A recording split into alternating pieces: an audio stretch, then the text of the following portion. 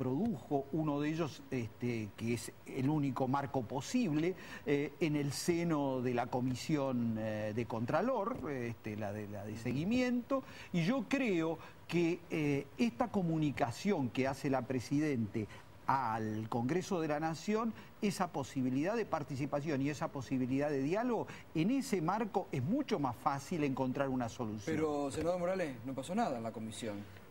Hubo mucho enfrentamiento y no se resolvió nada definitivamente. No, en la comisión sí, hay 2 dictámenes, sí, de 8 firmas cada uno. Claro, pero hay empate. Ninguno ha tenido mayoría, pero hay un dictamen ratificando el decreto de remoción de Martín Redrado y otro que rechaza la remoción firmada por decreto porque no se ha hecho la consulta al Congreso como establece la ley.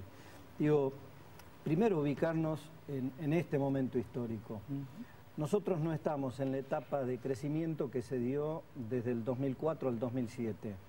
Hubo una etapa de crecimiento en el mundo y también viento de cola en el país y crecimiento en el país, en donde un shock de demanda fue acompañado por la oferta porque se recuperó la capacidad ociosa, todas las industrias, los establecimientos industriales parados se reactivaron. Así es. Entonces, estamos frente a la posibilidad de que pueda haber crecimiento, pero ya con la capacidad full, entonces lo que necesitamos es un proceso de inversión, para que la oferta acompañe la demanda y para que no haya inflación.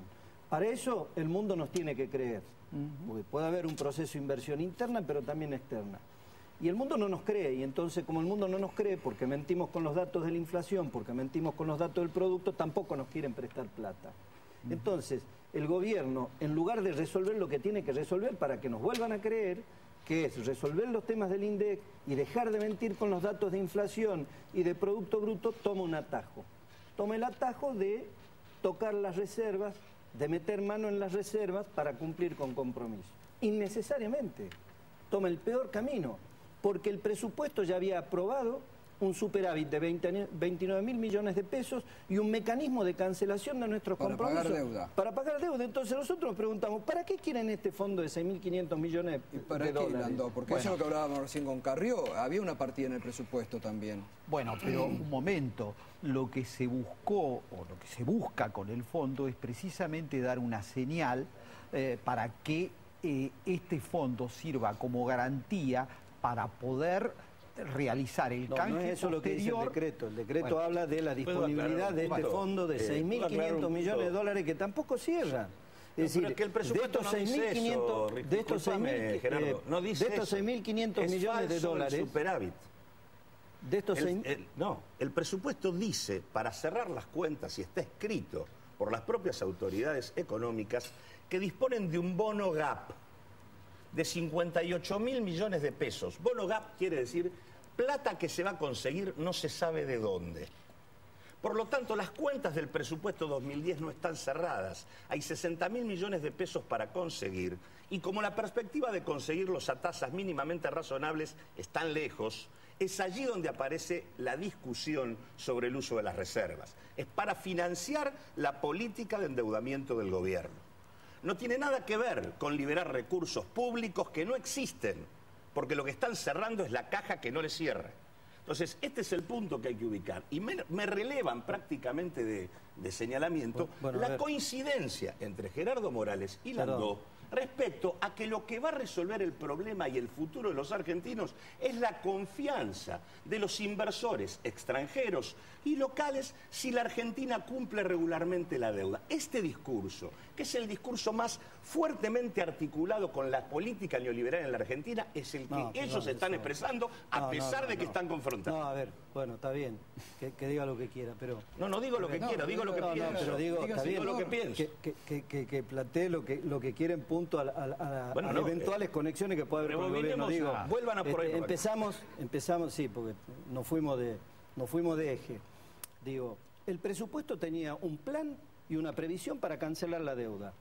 El tema de meter mano en las reservas es para gastar más. Ni siquiera los 6.500 millones de dólares cierran para la cancelación de las obligaciones que tenemos. Los 2.200 millones de dólares con los organismos internacionales, nosotros no necesitamos dólares, porque hay refinanciación con los organismos internacionales. Hay 900 millones de dólares que corresponden a la deuda intrasector público, que es compensación. Con lo que nosotros vemos que por lo menos en los 6.500 millones de dólares hay 3.000 millones de dólares que nosotros decimos, el gobierno nacional quiere tener esos 3.000 millones de dólares para incrementar el gasto. Entonces después en octubre va a aparecer un decreto ómnibus, como el que firma siempre la presidenta, incrementando las partidas presupuestarias y para incrementar el gasto. Entonces es manotear las reservas para gastar más, para seguir tirando manteca al techo. Entonces, esto es lo que se ve en el número de 6.500 millones de dólares. No tenemos una coincidencia ni siquiera en reafirmar ningún tipo de política neoliberal. Por el contrario, esta definición de utilizar las reservas, el concepto de la reserva de libre disponibilidad, es un viejo resabio de la ley de convertibilidad. Porque decir que de las 48.000 millones de dólares de reservas que tenemos, menos la cantidad de reservas que sirven para sostener la base monetaria, que está en 32.200 millones, es al tipo de cambio de 3,85. Claro. Si se devalúa la moneda y si el dólar se va a 6 pesos, entonces en lugar de 32.000 millones de dólares necesitaríamos 20.000 millones. Entonces las reservas de libre disponibilidad serían mayores. Y si es que hay una revaluación de la moneda, si en lugar de por cada dólar pagar 3,85, debiéramos pagar 2 pesos con 50, ni siquiera 50.000 millones de dólares de reserva alcanzarían. Entonces, el tema de las reservas de libre disponibilidad, que la caja de Pandora abierta para que se gaste en cualquier cosa, no existen.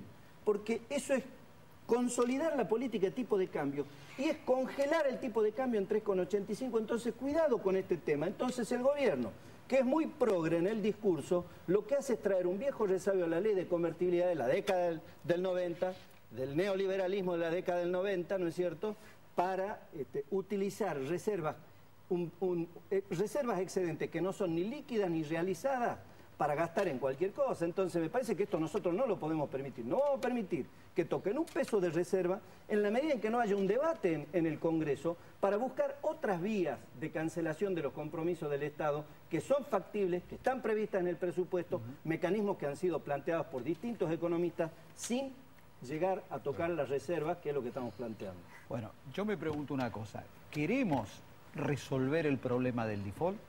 ¿Queremos resolver el problema del crédito externo de la Argentina? ¿Queremos que baje la tasa que paga la Argentina en su endeudamiento? ¿Queremos que baje la tasa soberana? ¿Queremos que baje la tasa...? Estamos haciendo de la peor manera, Landó. Bueno, ¿de qué manera va a ir ahora Vudú a renegociar? ¿De qué manera va a ir a renegociar?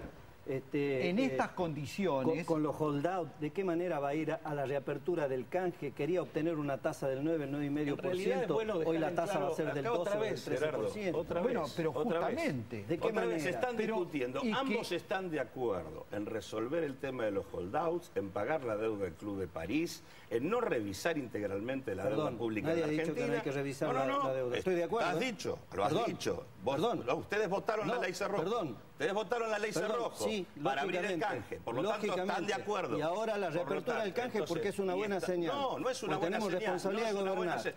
Bueno, lógicamente. Por eso, ustedes han gobernado y no revisaron integralmente la deuda cuando pudieron haberlo hecho. Cuando pudieron haberlo hecho no lo hicieron. Pagaron puntual y concretamente $1 sobre otro. Por lo tanto, digo, coinciden en ese punto y a eso me refería respecto a que se unificaban el planteo. Vuelvo a insistir.